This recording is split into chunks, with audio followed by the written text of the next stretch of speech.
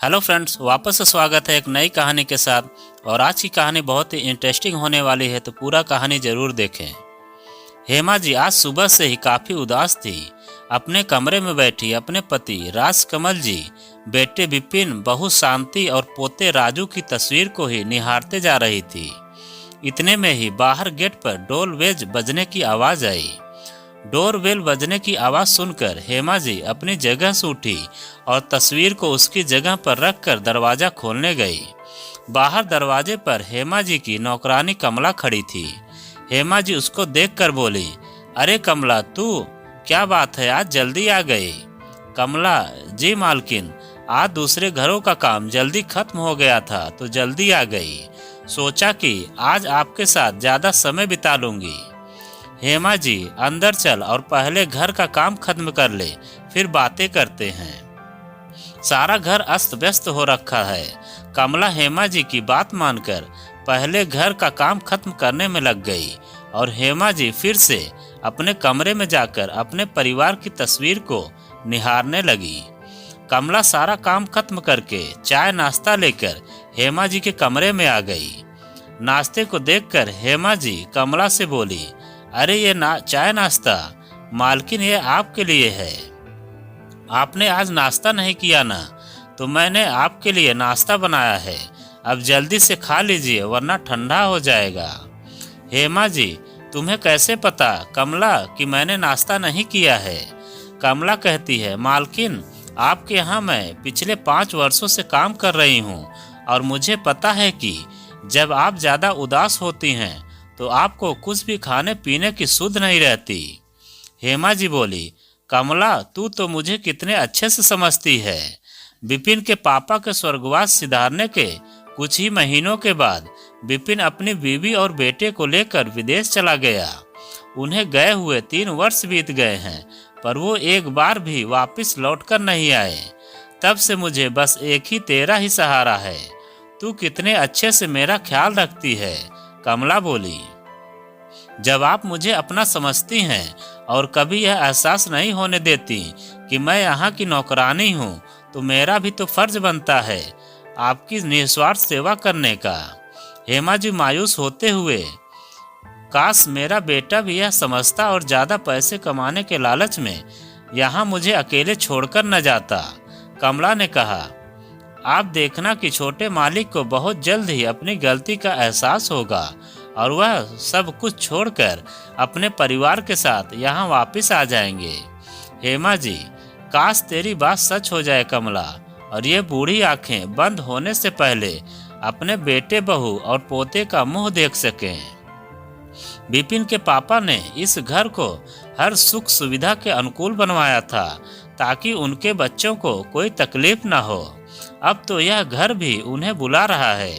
कमला काफी देर तक हेमा जी को सांत्वना देती रही और उनके लिए रात का खाना बनाकर अपने घर चली गई। उधर विदेश में शांति का मन बिल्कुल भी नहीं लगता था। विपिन पैसे कमाने के लिए सारा दिन मशीन की तरह काम करता रहता था। शांति ने सोच लिया था कि वो विपिन से बात करेगी कि अपना देश अपना ही होता है, इसीलिए हमें अपने देश वापस चले जाना चाहिए। आज जैसे ही विपिन घर वापस आया तो शांति ने उससे कहा, इन 3 सालों में आपने बहुत पैसे कमा लिए हैं, चलिए ना अब अपने देश वापस चलते हैं। वहाँ माँ जी भी अकेली हैं और यहाँ पर मेरा और राजू का बिल्कुल भी मन नहीं लगता। विपिन कुछ कहता है कि इससे पहले ही वहाँ उनका पड़ोसी मैक्सवेल आ गया। अगले दिन मैक्सवेल के बेटे का जन्मदिन था, तो वह उन्हें अपने बेटे के जन्मदिन की पार्टी का न्योता देने आया था। मैक्सवेल के जाने के बाद शांति ने विपिन से कहा, मैं किसी भी पार्टी में नहीं जाऊंगी। पार्टी के नाम पर ये अंग्रेज शराब के नशे में धुत अलग अलग कोने में पड़े रहते हैं, कोई किसी से बात नहीं करता। विपिन बोला, यह तुम क्या कह रही हो? वह हमारे पड़ोसी हैं, अगर हम नहीं गए तो उन्हें बुरा लगेगा, इसीलिए हम सब कल की पार्टी में जाएंगे और अब मुझे इस बारे में कोई बात नहीं करनी। शांति को बोलकर विपिन अपने कमरे में सोने के लिए चला जाता है। शांति के पास अब कोई रास्ता नहीं बचता, तो वह अकेले दिन में पार्टी जाने के लिए तैयार हो जाती है। पार्टी में वैसा ही माहौल होता है जैसा शांति ने कहा था। सभी हाथ में शराब के गिलास लिए एक एक कोना पकड़े बैठे थे। कोई किसी से बात नहीं कर रहा था। यह सब देखकर शांति को गुस्सा आ जाता है और वो बिना कुछ बोले वहां से अपने घर चली जाती है। विपिन उसकी इस हरकत के लिए मैक्सवेल से माफी मांगता है और वो भी अपने घर आ जाता है। घर आने के बाद वह गुस्से से शांति से कहता है, यह क्या तरीका है तुम्हारा वहां से वापस आने का? एक बार भी नहीं सोचा कि मैक्सवेल को कितना बुरा लगेगा। विपिन की बात सुनकर शांति का गुस्सा और भी बढ़ गया।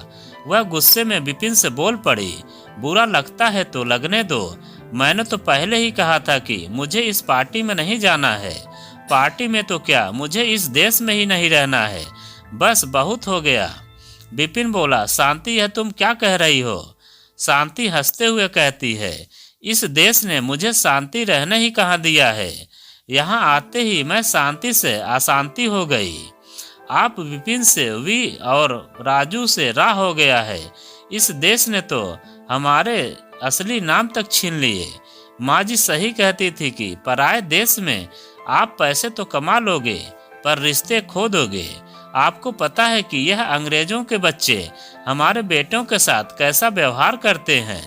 अलग नस्ल का होने का कारण हमेशा हमारा मजाक उड़ाते हैं, कभी उसे साथ नहीं खेलने देते। अपनी मम्मी पापा की झगड़े की आवाज सुनकर राजू भी वहां आ गया और पापा से कहने लगा, मम्मी बिल्कुल ठीक कह रही है पापा। डेविड, एलिसा, ट्रेस सब मेरा मजाक उड़ाते हैं।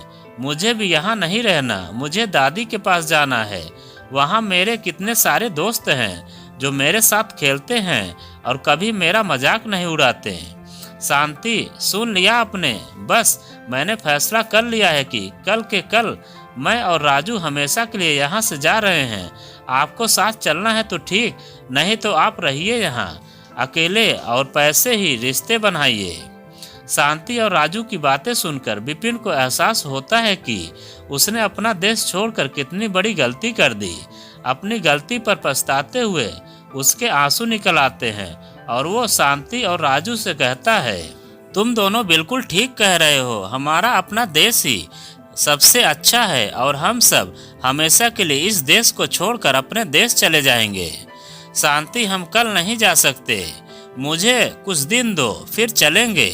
और हाँ, तुम दोनों में से कोई भी माँ को इस बारे में कुछ नहीं बताएगा, हम उन्हें सरप्राइज देंगे। विपिन की बात सुनकर शांति और राजू खुश हो जाते हैं और विपिन को गले लगा लेते हैं। कुछ दिनों बाद विपिन अपने परिवार के साथ हमेशा के लिए भारत वापस आ जाता है। घर पहुंचकर जब वह डोर बेल बजाता है तो अंदर से हेमा जी आकर दरवाजा खोलते हुए कहती हैं, अरे कमला, तू आज फिर से जल्दी आ गई। पर जैसे ही हेमा जी सामने विपिन, शांति और राजू को खड़े देखती हैं तो उनकी आंखें छलक जाती हैं और वह उनसे कहती हैं, मेरे बच्चे आ गए तुम। भगवान ने आज मेरी ही सुन ली और मेरी आंखें बंद होने से पहले तुम्हें यहाँ भेज ही दिया। इतने वर्षों बाद आए हो तो अब मैं तुम्हें जल्दी वापस नहीं जाने दूंगी। विपिन की बात सुनकर हेमा जी शांति की तरफ देखती हैं तो वो भी सहमति में अपना सिर हिला देती है। फिर हेमा जी खुश होकर सबको गले लगा लेती हैं और उनको अंदर ले जाती हैं। इतने में कमला भी वहां आ जाती है। सबको वहां देखकर वह भी बहुत खुश होती है और हेमा जी से कहती है, मैंने आपसे कहा था ना मालकिन कि छोटे मालिक अपने परिवार के साथ बहुत जल्द वापस आएंगे। हेमा जी हंसते हुए उससे कहती हैं, तू बिल्कुल ठीक कह रही है कमला, चल अब जल्दी से सबके लिए चाय नाश्ता बना दे। उनकी बात सुनकर कमला चाय नाश्ता बना कर ले आती है। चाय नाश्ता करने के बाद विपिन कहता है, सच में अपना देश अपना ही होता है। सब विपिन की बात से सहमत होकर हंस देते हैं। हेमा जी भी मन में अपने पति से कहती हैं, देख रहे हैं आप, आज हमारा परिवार फिर से एक हो गया। तो दोस्तों, यह कहानी आपको कैसी लगी कमेंट में लिखकर हमें ज़रूर बताएं। और आप अगर हमारे चैनल पर नए हों तो प्लीज़ चैनल को सब्सक्राइब करें और वीडियो को लाइक ज़रूर करें, क्योंकि हम आपके लिए ऐसे ही वीडियो लाते रहते हैं।